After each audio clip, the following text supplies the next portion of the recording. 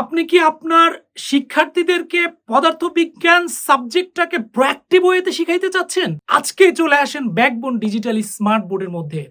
সুপ্রিয় শিক্ষক মন্ডলী এবং টিচার্স কমিউনিটি আসসালামু আলাইকুম।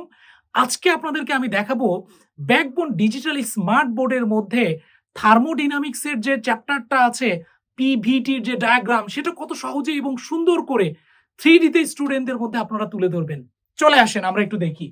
আমরা এখানে দেখতে পাচ্ছি যে থার্মোডাইনামিক্স এর সেই পিভিটির যে ডায়াগ্রামটা আমরা জানি যে ভলিউম, প্রেসার এবং টেম্পারেচার এই তিনটার যে সমন্বিত পিভিটি ডায়াগ্রাম সেটা এখানে আপনারা দেখতে পাচ্ছেন।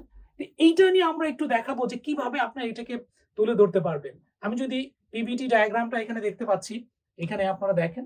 আমি যদি পিভিটি সারফেসটা চিন্তা করি যে সারফেসটা আসলে দেখতে কেমন এবং এটা কিভাবে কাজ করে, কোরিলেশনটা কেমন আসলে এটা, ঠিক আছে, এবং এটার আইডিয়াল গ্যাসটা আসলে কেমন, কিভাবে কাজ করে দেখেন 3D তে কিন্তু আমাকে পুরো সিস্টেমটা দেখাই দিচ্ছে, ঠিক আছে। আমি কনস্ট্যান্ট টেম্পারেচার যেখানে আমার কনস্ট্যান্ট, তারপরে প্রেসার কনস্ট্যান্ট এবং ভলিউম কনস্ট্যান্ট, এই ধরনের ফিগারগুলো কিভাবে আসতে পারে বা ডায়াগ্রামগুলো কেমন সেটা কিন্তু আমরা এখানে দেখাবো।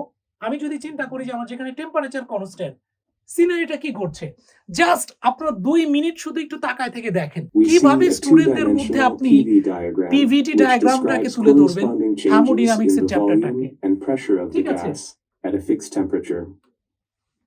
দেখেন যখন আমার টেম্পারেচার ফিক্সড তখন আমার সিস্টেমটা, যখন টি কনস্ট্যান্ট আমার ডায়াগ্রামটা কেমন আসবে, কি ঘটছে এখানে।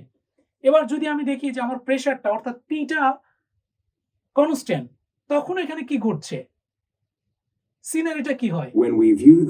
ঠিক আছে, আমি যদি একটু চিন্তা করি যে সিনারিটা কি ঘটছে এটা দেখার জন্য একটু তাকায় থাকেন আপনারা 2 মিনিট। কি ঘটছে দেখেন, নতুন যে কারিকুলামটা আসছে এইটাকেই বলা হচ্ছে প্রোঅ্যাক্টিভ এডুকেশন, একদম হাতে কলমে একজন স্টুডেন্টকে শেখানো। আমরা যদি চিন্তা করি যে এবার হচ্ছে ভলিউম যখন কনস্ট্যান্ট, আমার তখন আসলে সিনারিটা কি হতে পারে, ঠিক আছে।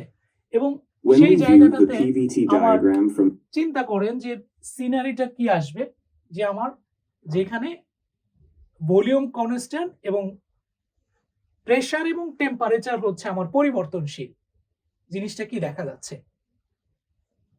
তো এই ধরনের সলিউশন গুলো একমাত্র আপনাকে ব্যাকবোন ডিজিটাল স্মার্ট বোর্ডে দিতে পারবে।